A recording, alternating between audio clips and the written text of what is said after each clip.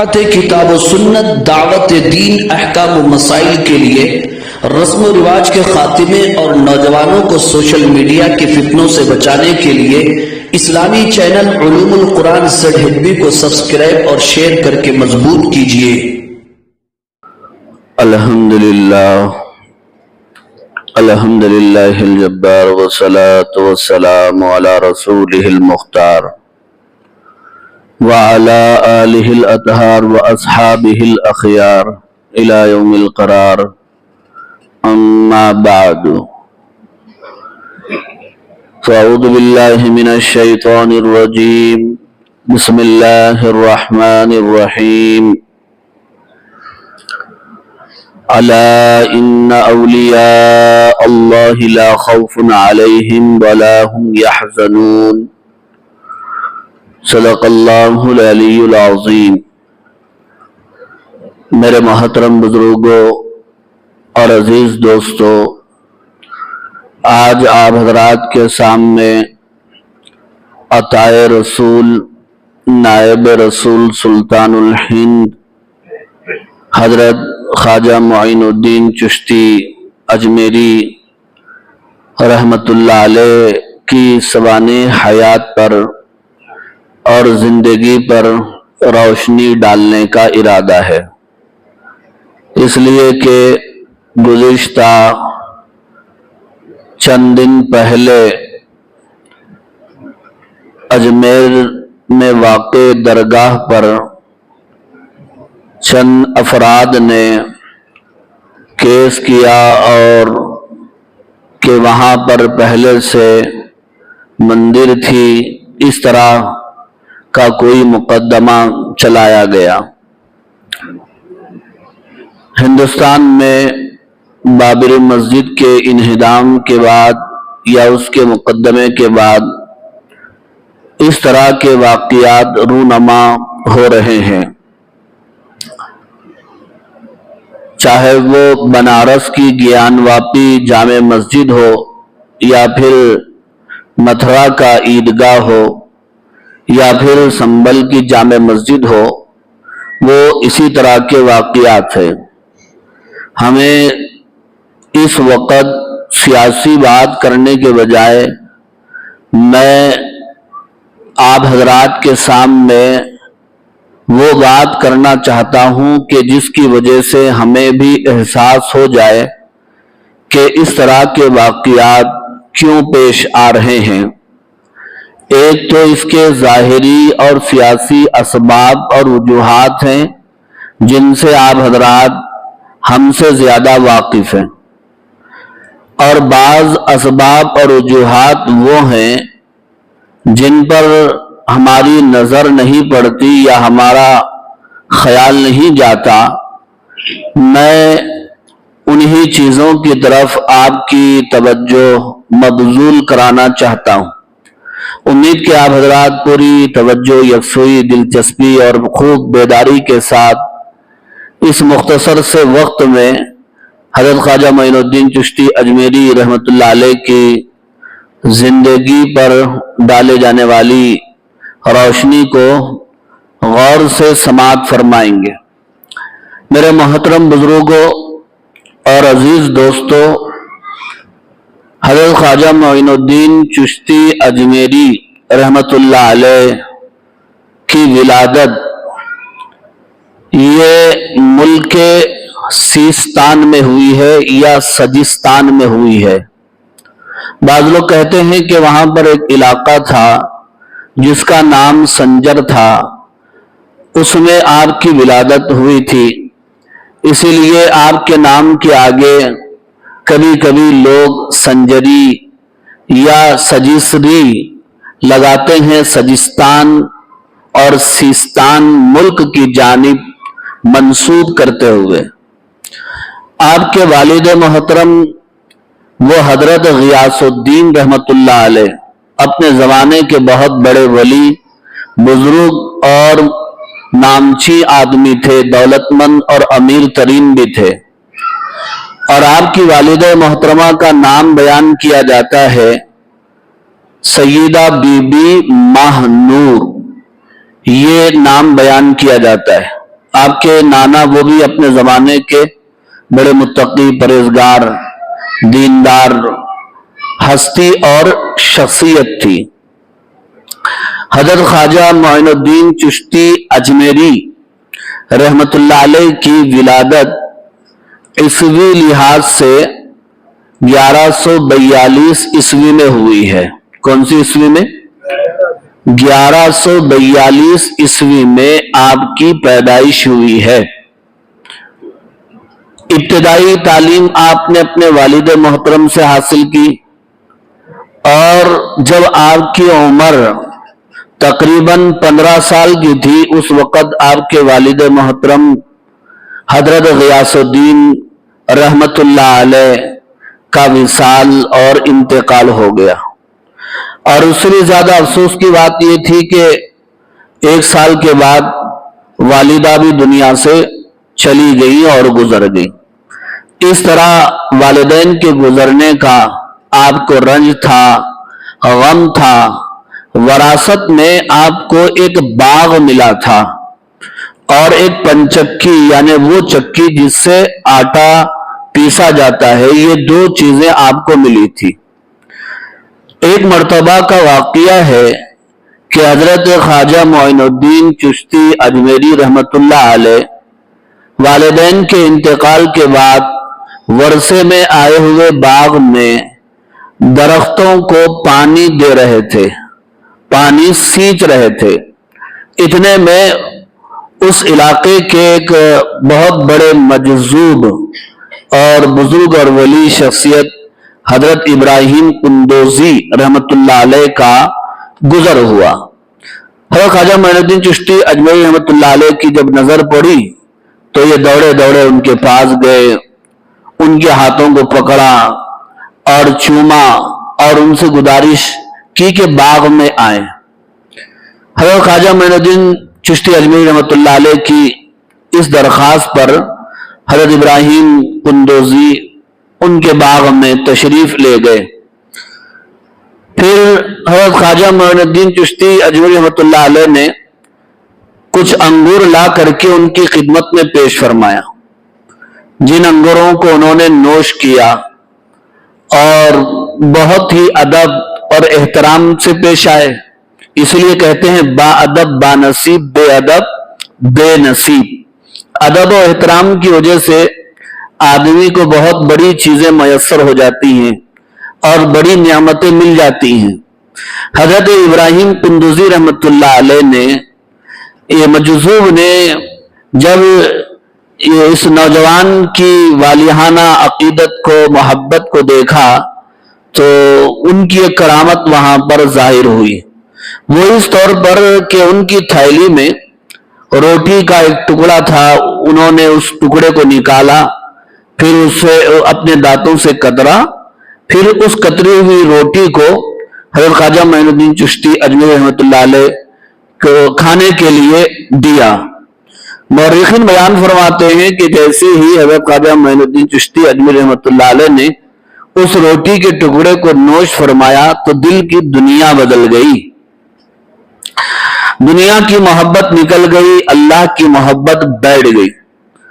تاریخ میں یہ بات لکھی ہوئی ہے کہ حضرت نے اسی وقت اس پنچکی کو اور اپنے اس باغ کو فروخت کر دیا، اور جتنی قیمت آئی تھی غریبوں، مسکینوں، محتاجوں، ضرورت مندوں کے درمیان تقسیم کر دیا۔ پھر حضرت ابراہیم قندوزی رحمت اللہ علیہ کے اشارے ہی پر علم ظاہری حاصل کرنے کے لیے اس وقت کے جو علم و فن کے گہوارے تھے، سمرقند اور بخارا کے علاقے، بغداد کا علاقہ، یہ اس اسلامی علوم اور فنون کے یہ مراکز تھے، بڑے بڑے دارالعلوم، علم کے مراکز وہاں پر قائم تھے، اور بڑے بڑے بحر العلوم موجود تھے، بڑی بڑی شخصیتیں وہاں پر موجود تھیں۔ وہاں پر آپ علم حاصل کرنے کے لیے گئے، ابتدائی تعلیم حاصل کیا، پھر حافظ بنے، پھر اس کے بعد عالم بنے۔ وہ جتنی بھی کتابیں ہوتی ہیں علم دین کی، قرآن و حدیث کی سے متعلق، ان کتابوں کو حاصل کیا۔ تو ظاہری علوم کے حصول کے بعد، فارغ التحصیل کے بعد آپ دوبارہ اپنے علاقے پر آئے، سیستان آئے، سنجر آئے. اب ظاہر بات ہے شریعت کا علم حاصل کرنے کے بعد، علم ظاہری حاصل کرنے کے بعد دوسرا کام ہوتا ہے علم باطنی حاصل کرنا، اپنا تزکیہ کرنا، اس علم ظاہری کے ذریعے تعلق مع اللہ پیدا کرنا. جیسا کہ آپ صلی اللہ علیہ وسلم کی بعثت کا مقصد بھی قرآن نے بیان فرمایا، هو الذی بعث فی الأمیین، کہ اللہ نے امیوں کے درمیان رسول کو بھیجا تاکہ وہ کتاب کی حکمت کی تعلیم دے، وَيُزَكِّيهِمْ، تزکیہ کرے. تزکیہ کیا ہے؟ یہ اپنے دلوں کی صفائی ہے، اللہ تعالیٰ سے تعلق پیدا کرنا ہے. تو جسے اصطلاح میں طریقت کہا جاتا ہے، تو شریعت کا علم حاصل کرنے کے بعد طریقت کا علم، اللہ تعالیٰ سے قریب ہونے کے طریقے اور یہ تزکیے، یہ چیزیں حاصل کرنے کے لیے کسی اللہ والے کے ہاتھ میں ہاتھ دینا ضروری ہے. راستہ یوں بھی طے ہو سکتا ہے، یوں بھی اللہ سے تعلق پیدا ہو سکتا ہے، یوں بھی اللہ تعالیٰ سے قرب حاصل کیا جا سکتا ہے، لیکن اہل اللہ کی صحبت میں رہ کر جو قرب بندے کو حاصل ہوتا ہے وہ بہت ہی کم وقت میں حاصل ہو جاتا ہے. تو حضرت خواجہ معین الدین چشتی اجمیری رحمت اللہ علیہ کو ایک مرد کامل کی تلاش تھی، ایک ولی کامل کی تلاش تھی. اسی تلاش میں وہ نکلے، مختلف علاقوں کا سفر کرتے ہوئے نیشاپور پہنچے. نیشاپور میں ایک علاقہ ہے ہارون، تو وہاں پر اس علاقے میں گئے تو وہاں پر اس زمانے کے بہت بڑے ولی، بہت بڑے بزرگ تھے، صاحب نسبت تھے، اور ان کی نسبت سلسلے چشتیہ سے تھی. یہ چاروں سلاسل جو موجود ہیں، جیسے فقہ کے اندر چار بڑے امام ہیں، حنفی، شافعی، حنبلی، مالکی، یہ فقہ کے چار سلسلے ہیں. تو طریقت کے بھی یہ چار سلسلے ہیں، چشتیہ، قادریہ اور نقشبندیہ، سہروردیہ. یہ چار سلسلے مشہور ہو گئے، ورنہ اور بھی سلسلے موجود ہیں. تو سلسلے چشتیہ کے بڑے بزرگ موجود تھے. حضرت خواجہ عثمان ہارونی رحمت اللہ علیہ ان کا نام آتا ہے. بہت بڑی ہستی تھی، بہت بڑے صاحب نسبت تھے، اللہ والے تھے. ان کے پاس پہنچے، ان سے درخواست کی میں آپ کا مرید بننا چاہتا ہوں، آپ کے ہاتھ پر میں بیعت کرنا چاہتا ہوں. تو اللہ والے ہوتے ہیں. انہوں نے اپنی فراست سے جان لیا کوئی معمولی جوان تو نہیں ہے، غیر معمولی جوان ہے، اور فوراً اپنے حلقے ارادت میں شامل فرما لیا. اس کے بعد حضرت خواجہ معین الدین چشتی اجمیری رحمت اللہ علیہ ان کی صحبت میں 2.5 سال ان کے علاقے میں رہے. پھر اس کے بعد وہ حضرت خواجہ معین الدین چشتی اجمیری رحمت اللہ علیہ کو حج کرنے کے لیے مکہ مکرمہ لے گئے. مورخین بیان فرماتے ہیں کہ خانہ کعبہ پہنچنے کے بعد حتیم میں، جہاں خانہ کعبہ سے پانی کا پرنالہ گرتا ہے، اس کے نیچے کھڑے ہو کر انہوں نے اپنے مرید کے لیے دعا فرمائی. تو اللہ تعالیٰ نے ان کے دل میں بات ڈالی، بلکہ غیر سے آواز یہ آئی کہ ہم نے معین الدین کو قبول کر لیا. پھر اس کے بعد مکہ مکرمہ سے مدینہ منورہ آئے، آپ صلی اللہ علیہ وسلم کی زیارت فرمائی، پھر واپس اپنے علاقے میں آئے. پھر 20 سال تک اپنے شیخ کی خدمت میں رہے. حضرت خواجہ عثمان ہارونی رحمت اللہ علیہ کی بہت خدمت کی. تمنا درد دل کی ہے تو کر خدمت فقیروں کی. یہ گوہر نہیں ملتا بادشاہ کے خزانوں کے اندر. اللہ تعالیٰ نے بھی فرمایا یا ایھا الذین آمنوا اتقوا اللہ وکونوا مع الصادقین. صادقین کے ساتھ رہنے سے صدق حاصل ہوتا ہے، سچائی حاصل ہوتی ہے، نسبت حاصل ہوتی ہے. 20 سال تک خدمت فرمائی حضرت خواجہ معین الدین چشتی اجمیری رحمت اللہ علیہ نے اپنے شیخ کی. وضو کا پانی رکھتے تھے، مشکیزہ لے کر ساتھ چلتے تھے، بستر اٹھاتے تھے، بستر بچھاتے تھے. اور کیا مجال کہ آپ کی موجودگی میں کوئی اور مرید شیخ کی خدمت کر دے. 20 سال کے بعد جبکہ حضرت خواجہ معین الدین چشتی اجمیری رحمت اللہ علیہ کی عمر شریف تقریباً 50 کے اوپر تھی، تو ان کے شیخ نے اپنے مرید کو خلافت عطا فرمائی. اور خلافت میں بہت ساری چیزیں دی ان کے پاس جو تبرکات تھے وغیرہ وغیرہ. حصول خلافت کے بعد مورخین بیان فرماتے ہیں کہ حضرت خواجہ معین الدین چشتی اجمیری رحمت اللہ علیہ پھر دوبارہ حج کے لیے تشریف لے گئے. تو اس وقت ساتھ میں آپ کے شیخ نہیں تھے حضرت خواجہ عثمان ہارونی رحمت اللہ علیہ، وہ چل بسے تھے. البتہ ساتھ میں ایک نوجوان تھا، کم عمر کم سن تھا، اور آگے چل کر یہی نوجوان حضرت خواجہ معین الدین چشتی اجمیری رحمت اللہ علیہ کا خلیفہ بننے والا تھا. اور دنیا اس نوجوان کو جانتی ہے آج بھی حضرت خواجہ قطب الدین بختیار کاکی رحمت اللہ علیہ کے نام سے. آپ لوگ یہ نام تو سنے ہوں گے. یہ نوجوان ساتھ میں تھے. یہ اپنے شیخ کی پوری رودا سناتے ہیں اور پورے واقعات بیان کرتے ہیں. مورخین نے اس کو نقل فرمایا ہے. دوسری بار جب حج کو گئے خانہ کعبہ میں، وہاں پر بھی دعائیں ہوئی.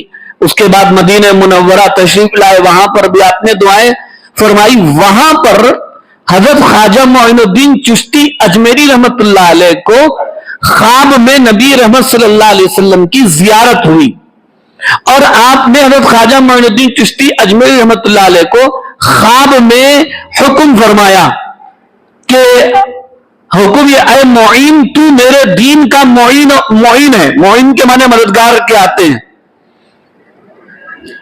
اب تم ہندوستان کا رخ کرو اور تم کو ہندوستان کی ولایت دی جاتی ہے. چونکہ ہندوستان میں کفر اور ظلمت کا دورہ ہے، تم وہاں پر جاؤ گے تو تمہارے ذریعے سے وہ کفر اور ظلمت کے سیاہ اور کالے بادل چھٹ جائیں گے اور اللہ تعالیٰ اسلام کو رونق بخشے گا. اور خواب میں اشارہ کیا گیا کہ ہندوستان میں اجمیر کے علاقے کو جانا چاہیے. اب نیند سے بیدار ہوئے، پریشان. پہلے سیستان کا علاقہ، پھر مکہ مکرمہ، وہ عربی ممالک، اور یہ اجمیر ملک اور ہندوستان. پھر ہندوستان میں بھی اجمیر کا علاقہ کہاں ہے؟ تو اسی پس و پیش میں تھے، سوچنے میں تھے. پھر دوبارہ زیارت ہوئی جس میں حضرت خواجہ معین الدین چشتی اجمیری رحمت اللہ علیہ کو اجمیر کا جائے وقوع بھی بتا دیا گیا. آج کل کے حساب میں لوکیشن اسے کہتے ہیں، وہ بتا دیا گیا اور بات سمجھ میں آ گئی. حضرت خواجہ معین الدین چشتی اجمیری رحمت اللہ علیہ اس کے بعد اپنے مرید حضرت خواجہ قطب الدین بختیار کاکی رحمت اللہ علیہ کے ساتھ دوبارہ اپنے وطن کو آئے. وہاں پر چند سال رہے وہاں پر. پھر اس کے بعد آپ نے ہندوستان کا رخ فرمایا. اور سب جانتے ہیں کہ غیر منقسم ہندوستان میں یہ بر صغیر پورا شامل تھا. اسی لیے حضرت خواجہ معین الدین چشتی اجمیری رحمت اللہ علیہ کو بر صغیر کا ایک عظیم ولی کہا جاتا ہے. تو آپ اپنے مرید کے ساتھ اور بھی چند ہمراہیوں کے ساتھ، ساتھیوں کے ساتھ آپ نے ہندوستان کا رخ فرمایا. سب سے پہلے وہ پنجاب کا علاقہ لاہور کو پہنچے، پھر وہاں سے سفر کرتے ہوئے دہلی پہنچے. اس وقت ہندوستان کے حالات کیا تھے؟ ہندوستان جس وقت آپ تشریف لائے اس وقت عیسوی کون سی تھی معلوم ہے آپ کو؟ سن 1142 میں آپ کی ولادت ہوئی اور 1186 میں آپ کی مرشد اور آپ کے شیخ حضرت خواجہ عثمان ہارونی رحمت اللہ علیہ نے خلافت دی، اور 1191 عیسوی میں آپ ہندوستان تشریف لائے ہیں. 1191 عیسوی تو تقریباً آج سے 800 سال 900 سال پہلے کی بات. 800 سال 900 سال پہلے ہندوستان اس طرح، ہندوستان کا نقشہ ایسا نہیں تھا. یہ ہندوستان مختلف ریاستوں کے اندر بٹا ہوا تھا اور مختلف بادشاہوں کی بادشاہت کے اندر یہ تقسیم ہو چکا تھا. اس وقت پنجاب اور اجمیر اور اسی طرح دہلی پر راجہ پرتھوی راج چوہان کی حکومت تھی. وہ بڑا متکبر اور مغرور تھا. حضرت خواجہ معین الدین چشتی اجمیری رحمت اللہ علیہ کے ہندوستان تشریف لانے سے پہلے राजा पृथ्वीराज चौहान की मां ने वार्निंग दी थी अपने बेटे को। इल्मे नुजूम के जरिए से किसी नुजूमी ने बताया था कि आपके बेटे की हुकूमत जवाल पजीर होने वाली है और एक दरवेश यहां पर आने वाला है, इसलिए बादशाह को चाहिए कि वो उस दरवेश के साथ हुस्ने सुलूक से पेश आए। बदसलूकी करेगा तो फिर हुकूमत खत्म हो जाएगी। मां ने अपने बेटे को आगाह किया, वार्निंग दी, लेकिन जब कोई हुकूमत ताकत और दौलत के नशे में चूर होता है तो सही बात उसको समझ में नहीं आती। वो ये समझ रहा था कि मैं किसी तरह से हजरत ख्वाजा मोइनुद्दीन चिश्ती अजमेरी रहमतुल्लाह अलैह का मुकाबला कर सकता। उसने हजरत को रोकने की बहुत सारी कोशिशें की। आप दिल्ली तशरीफ लाए, फिर दिल्ली से सफर करते हुए राजस्थान के अंदर है अजमेर, वहां पर आप पहुंचे तो अजमेर में जिस वक्त आपने कदम रखा वो जंगली, आज तो पूरी आबादी है, वो पूरा जंगली इलाका था उस वक्त। दूर दूर तक भी कोई मकान या कोई दुकान या कोई आबादी नजर नहीं आती थी। वहां आप तशरीफ ले गए तो एक किला था, वो किले वो इलाके का नाम मैं भूल रहा हूं, उस पर नजर पड़ी तो वहां पर एक दरख्त था। दरख्त के नीचे आप आराम करने के लिए अपने साथियों के साथ आपने वहां पर तशरीफ रखा। इतने में राजा पृथ्वीराज चौहान के लोग आ गए और आकर के उन्होंने डराया, धमकाया और यूं कहा कि यहां पर राजा के ऊंट बैठते हैं, आप लोग कैसे बैठे, यहां से खड़े उठ जाइए आप। तो हज़रत ख्वाजा मोइनुद्दीन चिश्ती अजमेरी रहमतुल्लाह अलैह ने कहा कि ठीक है, हम तो उड़ जाएंगे, अब यहां पर आपके ऊंट ही बैठे रहेंगे। गुफ्ते अल्लाह बुवत गर्चे हल्कुन अब्दुल्ला बुवत, फारसी का शेर है। अल्लाह यूं कबूल फरमाते हैं अल्लाह वालों की जुबान को या अल्लाह वालों की जुबानों से निकले हुए जुमलों को। अब क्या था, ऊंट हमेशा के लिए जमीन को चिपक गए, वहीं पर बैठ गए, अब उठने के लिए तैयार नहीं। मुलाजिमीन बादशाह के पास पहुंचे और सूरत हाल बयान की तो राजा चौहान की मां ने ये इस बात को सुना और सुनकर कहा कि दरअसल वो मुसलमान दरवेश है, उनसे मुकाबला मत करो, जाकर के उनसे माफी मांगो, आपका मसला हल हो जाएगा। वो मुलाजिमीन दौड़ते हुए आए हजरत ख्वाजा मोइनुद्दीन चिश्ती अजमेरी रहमतुल्लाह अलैह की खिदमत में और माफी मांगी। तो आपने कहा कि ठीक है, वो अल्लाह ताला के हुक्म से ऊंट उड़ जाएंगे। फिर अल्लाह ताला ने उन ऊंटों को जो उठा दिया। राजा पृथ्वीराज चौहान ने यह समझा कि ये दरवेश तो है, मुसलमान तो है, लेकिन हो सकता है कोई जादूगर हो, कोई जादूगर हो। उस वक्त हिंदुस्तान में जादूगरी का बहुत चर्चा था और दौर दौरा था, तो लिहाजा इनका मुकाबला जादूगरों से करना चाहिए। इसके लिए उसने दो बड़े जादूगरों को मुकाबले के लिए भेजा और उस वक्त अजमेर के इलाके में बुत परस्ती, बल्कि पूरे हिंदुस्तान में बुत परस्ती तो छोड़िए, उससे भी ज्यादा खतरनाक अबतर हालत थी। चूंटियों की पूजा, सांपों की पूजा, गोबर की पूजा, ये सारी चीजों की पूजा की जा रही थी और जिसकी लाठी उसकी भैंस वाला आलम और हाल था, जुल्म और सितम हो रहा था। अजमेर के इलाके में मंदिरें भी वहां पर बहुत थी। तो वहां पर जो एक बड़ा साधु था जिसका नाम रामदियो बयान किया जाता है, वो आया सबसे पहले मुकाबले के लिए।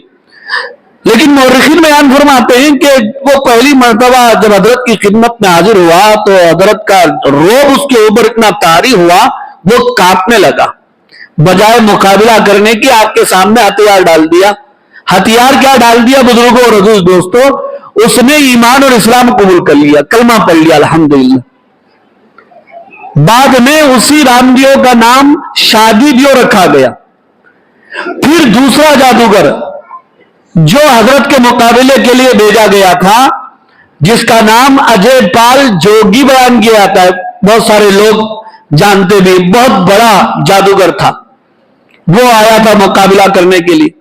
اس نے اپنی جادو کے ذریعے سب سے پہلے وہاں پر ایک تالاب تھا، وہ تالاب کا پانی بند کرنا چاہا حضرت کے اوپر، اور دوسرے طریقے سے بھی پانی بند کیا گیا کہ ذات پات کا مسئلہ ہے، مسلمان اس تالاب سے وضو کرتے ہیں، ہم لوگ چونکہ بڑے لوگ ہیں اور یہ فقیر لوگ کہاں سے آ گئے، اس طرح پانی بند کر دیا گیا۔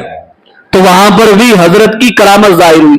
حضرت نے اپنے ایک مرید کو بھیجا، زیادہ نہیں، جاؤ اس تالاب کا پانی ایک لوٹے کے اندر لے کر آؤ۔ وہ بیچارہ گیا، لوٹے میں جیسے پانی لیا، پورا پانی سوکھ گیا، تالاب خشک ہو گیا۔ اب سب پریشان۔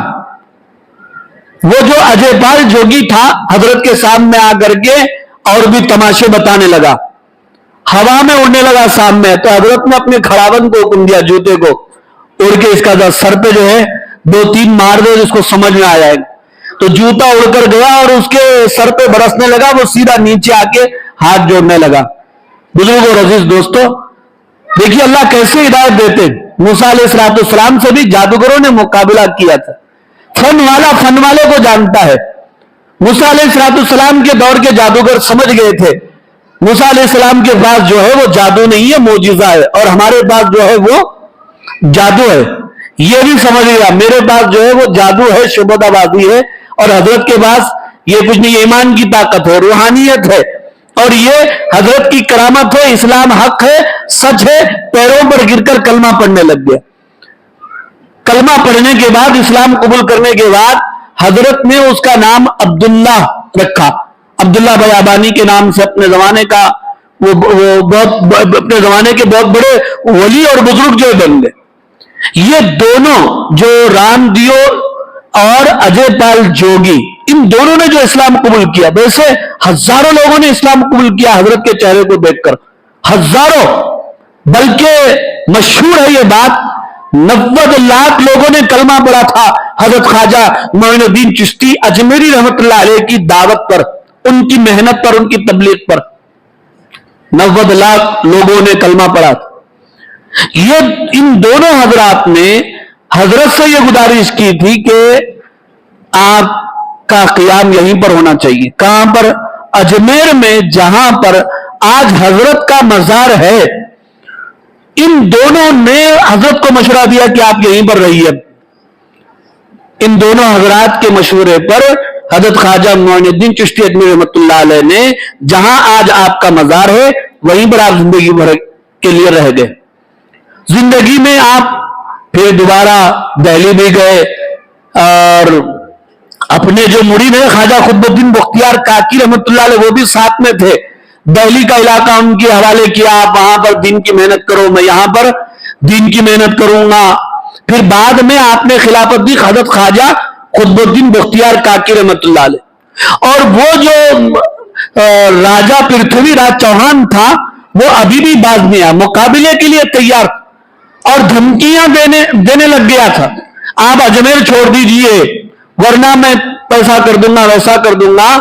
تو حضرت نے مراقبہ کیا اور اللہ تعالیٰ سے دعا کی، اللہ نے دعا قبول فرمائی، اور راجہ پرتھوی راج چوہان کی حکومت کو ختم کرنے کے لیے اللہ تعالیٰ نے حضرت شہاب الدین غوری رحمت اللہ علیہ کو بھیجا۔ آئے، انہوں نے مقابلہ کیا۔ جب مقابلہ ہوا اور وہ اجمیر کا علاقہ فتح ہوا، اور بادشاہ جب پہنچا اجمیر تو وہاں پر اذان کی آوازیں آ رہی، بادشاہ پریشان، وہ 1000 سال پہلے کی بات، جبکہ ہر طرف بت پرستی کا دور دورہ، شرک، ساری چیزیں تھی، وہاں پر اللہ اکبر کی صدائیں آ رہی ہے، تو آخر بات کیا ہے؟ جب اذان ہوئی تھی اس وقت 10-20 لوگ موجود تھے، لیکن جب نماز کی پہلی رکعت رکوع سے پہلے تقریباً 2500 لوگ جا کر کے پیچھے کھڑے ہو گئے تھے۔ جب حضرت نے سلام پھیرا، حضرت خواجہ معین الدین چشتی اجمیری رحمت اللہ علیہ نے سلام پھیرا، تو بادشاہ حضرت کا چہرہ دیکھ کر حیرت میں پڑ گیا کہ یہ تو وہی چہرہ ہے جو میں نے اپنے خواب میں دیکھا تھا، کہ خواب میں آ کر کے حضرت نے کہا تھا کہ تم حملہ کرو، اللہ تمہیں فتح دے گا اور کامیابی عطا فرمائے۔ بادشاہ خدمت میں پہنچا اور مرید ہو گیا، لیکن حضرت نے اپنی پوری زندگی میں کسی بادشاہ کا کوئی تحفہ اور ہدیہ قبول آپ نے نہیں فرمایا، اس لیے کہ ان کے حضرت کی یہ نصیحت تھی۔ اس طرح حضرت خواجہ معین الدین چشتی اجمیر رحمۃ اللہ علیہ کی مختصر سی سوانح حیات، ان کی زندگی کے حالات، جو مزارات ہوتے ہیں وہاں پر ایصال ثواب کرنا چاہیے، ان کے لیے دعائیں کرنا چاہیے، لیکن آج ہندوستان میں بجلیاں گر رہی ہیں مسجدوں کے اوپر بھی اور مزارات کے اوپر بھی اب گرنے لگی، جہاں اس کے ظاہری اسباب ہیں وہیں پر باطنی اسباب بھی۔ اگر ہم مسجدوں کو ویران کریں گے، نمازوں کو ادا نہیں کریں گے تو ظاہر بات ہے اللہ تعالیٰ کی پکڑ تو یوں آئے گی، اور مزارات کے اندر بھی اگر مزارات پر بھی غلط چیزیں ہونے لگیں گی، وہاں پر کفر ہو، وہاں پر شرک ہو اور وہاں پر بے پردگی ہو، وہاں پر جا کر کے اللہ تعالیٰ کی یاد نہ ہو اور بزرگان دین کی تعلیمات کو بھلا دیا جائے، وہ کیوں آئے تھے سیستان سے یا سجستان سے اتنا عراق کا سفر کرتے ہوئے، سب اپنے خاندان کو سب چھوڑ کر کے وہ ہندوستان آئے؟ کیوں آئے؟ صرف دین کی دعوت دینے کے لیے۔ اس مقصد کو بھول کر کے ہم جو دوسرا مقصد بنا لیے تو اللہ تعالیٰ تو ہوشیار تو کریں گے، اللہ تعالیٰ تو پکڑیں گے۔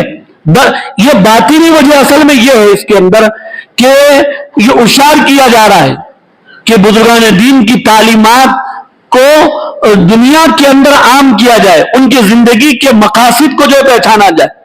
پھر حضرت خواجہ معین الدین چشتی اجمیری رحمۃ اللہ علیہ کی جو وفات ہوئی ہے 1236 عیسوی میں، 1236 عیسوی میں ان کی وفات ہوئی، اور جہاں انہوں نے اجمیر میں جس زمین پر انہوں نے زندگی گزاری وہیں پر آپ کا مزار بنایا گیا۔ اس وقت کے بڑے بڑے لوگوں نے، بلکہ بادشاہوں نے مزار بنائے، کوئی دوسری چیز وہاں پر نہیں تھی، سادہ زمین تھی۔ اتنے بڑے ولی جن کو دیکھ کر لوگ کلمہ پڑھ لیں، وہ دوسروں کی زمین پر جو قبضہ کر کے یا غصب کر کے جو زندگی گزاریں گے، نہ اپنی عبادت کریں گے، سوال ہی پیدا نہیں ہوتا۔ تو میرا بزرگوں اور عزیز دوستو، دعا فرمائیے